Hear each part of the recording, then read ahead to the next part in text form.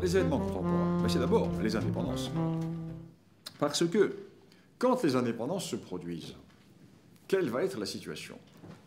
Les indépendances vont se produire dans un contexte démocratique. Et la démocratie, nous le savons bien, c'est la mathématique, c'est l'addition. Les plus nombreux ont gagné. L'addition des suffrages.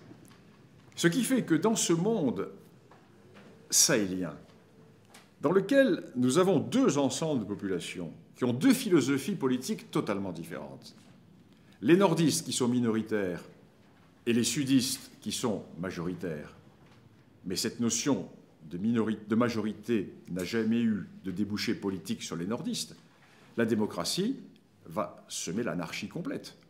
Parce que ceux qui vont être au pouvoir ne seront pas forcément les plus compétents, ce ne seront pas forcément ceux qui avaient le passé historique le plus important, c'est ceux dont les femmes auront eu le ventre le plus fécond. Donc c'est la prime, comme disait le président Moubarak d'Égypte, la prime à la lapinade. Les Égyptiens, vous faites comme les lapins, vous reproduisez comme des lapins, vous allez tuer l'Égypte. L'Égypte va mourir de sa surpopulation, d'ailleurs. Bon, ça, c'est un autre problème. Alors donc, la démocratie fait que le pouvoir va être donné aux plus nombreux, donc aux sudistes. Et tant que la présence coloniale s'exerçait, le pouvoir des plus nombreux n'était pas évident, parce que l'administration coloniale respectait les diverses entités. Mais à partir du moment où l'administration coloniale se retire, et à partir du moment où des États apparaissent officiels, et ces États voient les plus nombreux du Sud être au pouvoir, eh bien partout éclatent les guerres civiles. La première qui éclate, c'est la guerre du Tchad. Pardon, la première qui éclate, c'est la guerre du Mali. Les Touaregs du Mali et du Niger se soulèvent dès 1963, parce qu'ils ne veulent pas être soumis aux populations du Sud. Et puis en 1965 éclate la guerre du Tchad, qui va durer jusqu'au moment où Paris va comprendre que c'est un véritable tonneau des Danaïdes que de continuer à aider les sudistes à résister contre les nordistes. Et Paris va changer de politique et va laisser faire la nature. Et en laissant faire la nature, ce sont les nordistes qui prennent le pouvoir, qui vont se battre entre eux, bien entendu, pour savoir qui va accéder au pouvoir. Les Toubous vont se battre contre les Ahawa. Au sein des Toubous, les Goranes vont se battre contre les Anakaza, etc. Bon, et finalement, un équilibre est trouvé. Aujourd'hui, ce sont les Ahawa qui sont au pouvoir, 4% de la population. Et le phénomène est un phénomène qui, au Tchad, a réussi, dans une certaine mesure, dans la mesure où nous sommes dans la négation de l'évolution historique démocratique. Au Mali, même phénomène, avec des guerres, mais des guerres qui vont tourner au désavantage des Touaregs, parce que les Touaregs au Niger et au Mali n'ont pas la profondeur territoriale qu'ont les Toubous ou les Ahawa au Tchad. Alors ça, c'est un phénomène qui vient amplifier les causes historiques lointaines. Parce que ces nomades du Nord vont se trouver doublement pénalisés par les indépendances. Triplement pénalisés même. Premier problème, ils furent les seuls à lutter contre les colonisateurs. Les populations du Sud accueillirent le plus souvent avec joie la colonisation, car la colonisation les délivrait des rezzus lancés par les populations du Nord. Et ces populations du Nord vont accepter de déposer les armes, non pas auprès de l'administration civile, mais auprès de l'armée française, ou de l'armée britannique, ou de l'armée allemande, dans le cas du Cameroun. Et lorsque l'indépendance va arriver, eh bien, ils ont la longue mémoire, que nous n'avons plus, nous. Et on dit, mais enfin, ça ne va pas. Nous avons déposé les armes pour travailler avec les Français. Nous n'avons pas déposé les armes pour, après le départ des Français, nous trouver être soumis aux populations du Sud. En 1959, les chefs touaregs du Mali et du Niger, réunis à Kidal, qui est un lieu important de l'espace touareg, envoient une lettre au général de Gaulle en lui disant écoutez, nous avons appris que vous avez l'intention de donner l'indépendance à l'Afrique occidentale française. Sachez que pour nous, il n'est pas question de vivre dans le même état que les populations du Sud avec lesquelles nous avons des contentieux historiques immémoriaux. Et donc, pour nous, il y a deux possibilités. Soit nous restons avec la France, soit vous nous créez un État saharien. État saharien que Kadhafi va essayer de créer après. Parce que Kadhafi malgré tous ses côtés un peu fantasques, avait une vision politique. Kadhafi est un homme qui avait une grande vision politique, et il a été décrié, bien entendu, par les buteurs de la sous-culture médiatique, mais Kadhafi avait une vision. Je fais une parenthèse, parce que le problème de Libye constitue le deuxième fait aggravant de la question sahélienne. Fait aggravant parce que le colonel Kadhafi, pendant des années, a agité toute cette région. Le colonel Kadhafi a soutenu toutes les guérillas. Il a soutenu toutes les rébellions. Il a encouragé le terrorisme. Et puis, il y a à peu près une quinzaine d'années, il a senti le vent du boulet. Et là, il s'est refait, j'allais dire, une virginité politique. Il est devenu le bon garçon. Et il a mis sous l'éteignoir tous ces mouvements qu'il avait organisés, qu'il avait soutenus, qu'il avait sponsorisés pendant des années.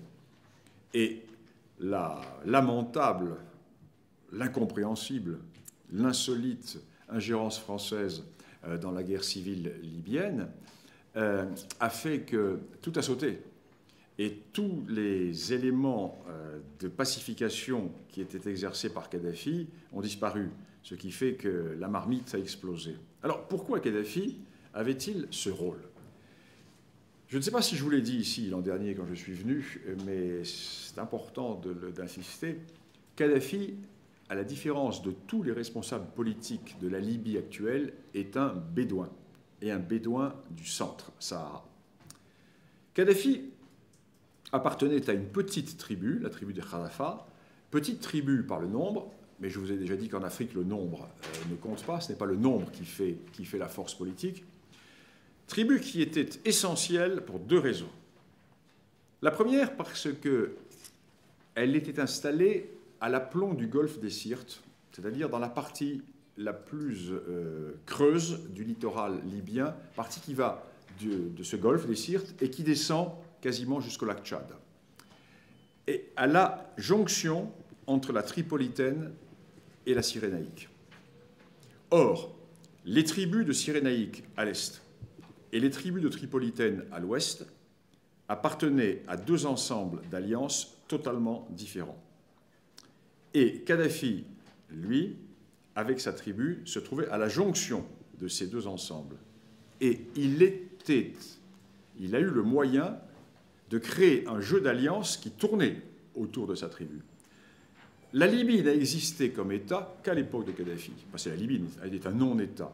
À l'époque de Kadhafi, on peut dire que toutes les tribus de Libye ont été plus ou moins engagées dans ce système ethno-tribal qu'avait constitué Kadhafi. Deuxième élément important, Kadhafi appartenait à une tribu de nomades chameliers. Nomades chameliers, ça veut dire quoi? Ça veut dire qu'on va loin dans le désert. Dans la société traditionnelle, avant la Land Rover et le 4x4, eh bien, celui qui avait le dromadaire traversait le Sahara. Celui qui avait l'âne restait collé au littoral. Et les tribus libyennes étaient toutes collées au littoral. C'était des tribus de petits nomades qui élevaient des moutons, des chèvres, parfois quelques bovins, et qui n'allaient jamais au-delà de 300-400 km au sud, vers le désert. Donc ces tribus tournaient le dos au désert. Et puis, ceux qui étaient au pouvoir en Libye, c'étaient les citadins. Nous sommes dans une société turque. La Libye est ottomane. Et cette société turque est une société urbaine. L'administration turque qui s'exerce dans les villes. Et ces villes, du littoral de Libye, vivent dans la terreur du raid des nomades du sud. Et ces villes tournent le dos au sud. Ces villes sont le point d'aboutissement des caravanes transsahariennes, mais immémorialement, les habitants de ces villes ont peur du Sud.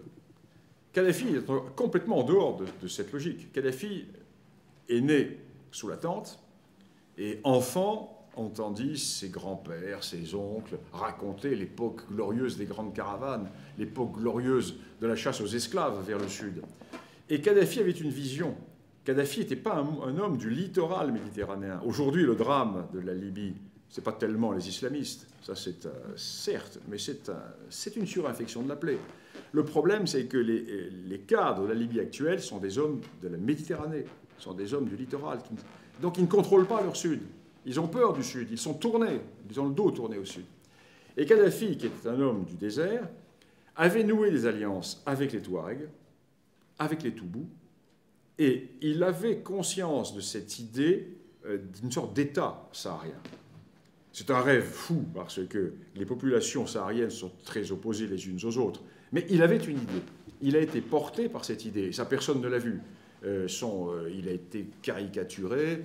Ses côtés fantasques, ses côtés grand guignolesques ont fait que, comment dirais-je, sa vision politique a été mise de côté. Donc Kadhafi disparaît, et Kadhafi disparaissant, eh bien, ce sont toutes les tribus du sud de la Libye qui ne sont plus sous contrôle. Et ces tribus du sud de la Libye ne regardent pas vers le nord, parce que leur champ d'action, c'est le sud. Les Touaregs de Libye ne regardent pas vers le littoral. Les Toubous non plus. Les Toubous regardent vers le Tchad. Le cœur de développement du monde Toubou, c'est le nord du Tchad.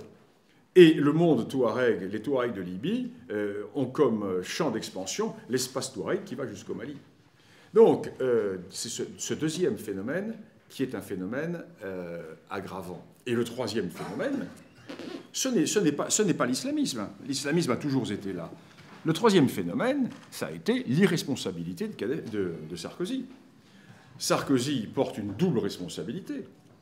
La première, d'avoir déstabilisé la Libye et d'avoir fait une guerre personnelle contre Kadhafi, on ne sait pas pourquoi. On ne sait toujours pas pourquoi, parce qu'il n'y avait pas de raison politique. Nos intérêts stratégiques, nos intérêts vitaux n'étaient en rien menacés. Et Kadhafi, quand il était notre adversaire, quand Kadhafi faisait sauter nos avions, ou quand Kadhafi posait des bombes, n'a jamais été combattu.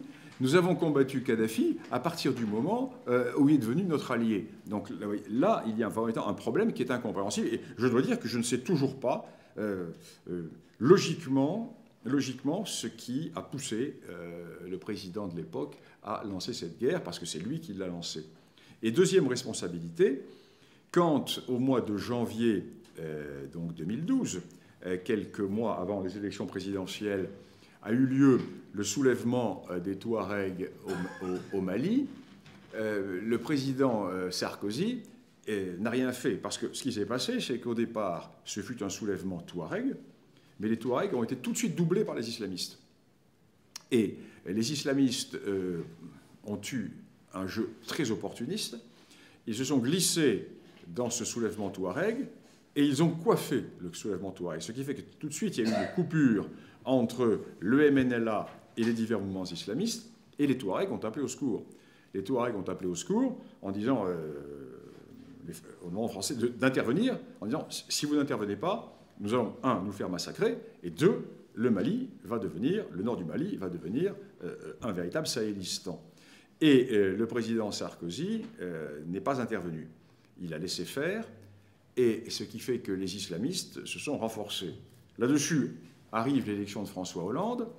Alors pendant les 3 premiers mois, Hollande ne fait rien. Il accède au pouvoir, il faut qu'il se familiarise, etc. Il ne se passe rien. Et puis, quand il commence à être familiarisé avec les dossiers, il fait une déclaration mais complètement surréaliste, en disant, quoi qu'il arrive, la France n'interviendra pas militairement au Mali. Les islamistes disent, c'est magnifique, donc on peut y aller.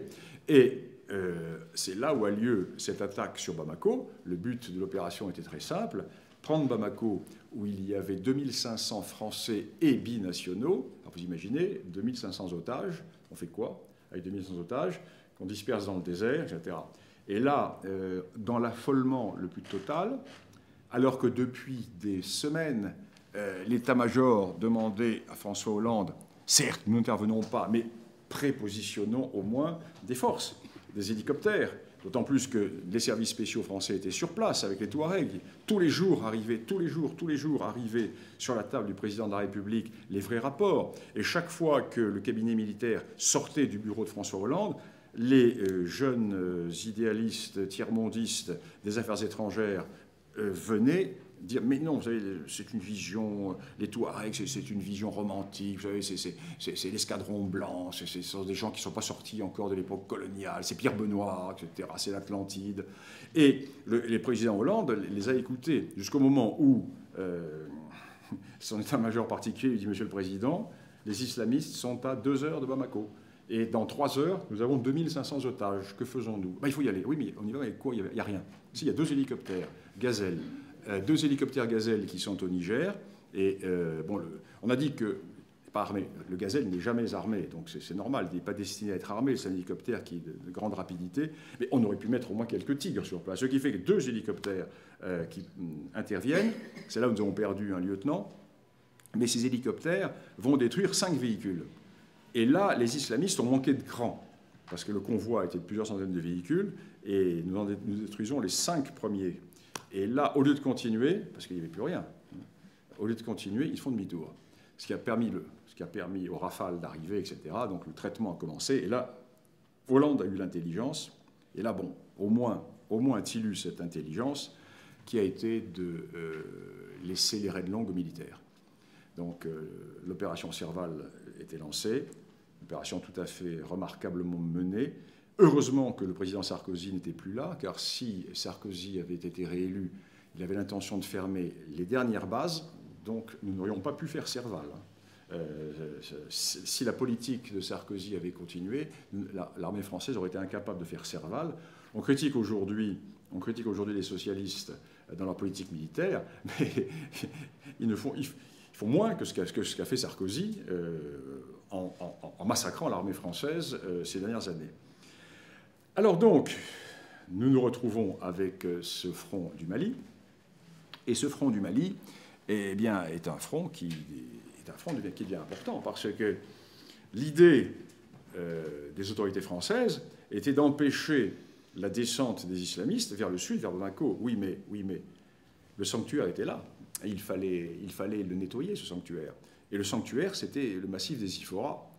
Et le massif des Ifora, ça a été dur, ça a été très dur. Pour ne prendre qu'une seule unité, le régiment étranger de parachutistes a eu 20 jours de combat, dont 8 jours de combat permanent.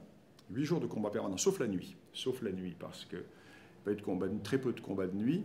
Les islamistes s'étaient repliés sur 2 lignes de défense.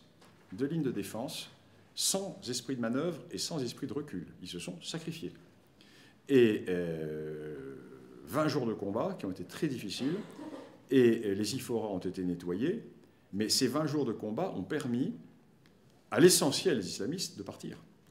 Et ils sont où? Ils sont dans le sud de la Libye maintenant, où il n'y a plus Kadhafi pour maintenir l'ordre, et où ils sont comme un poisson dans l'eau. Parce que la question du Mali est réglée. Il va y avoir, bien entendu, des attentats résiduels, mais la question est réglée.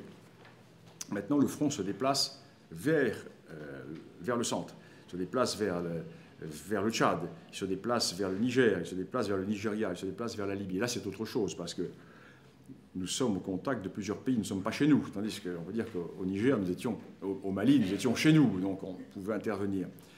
Et donc le front est en train de se déplacer. Et il se déplace, ce front, avec une importance qui est considérable. Il est en train de toucher le nord du Cameroun.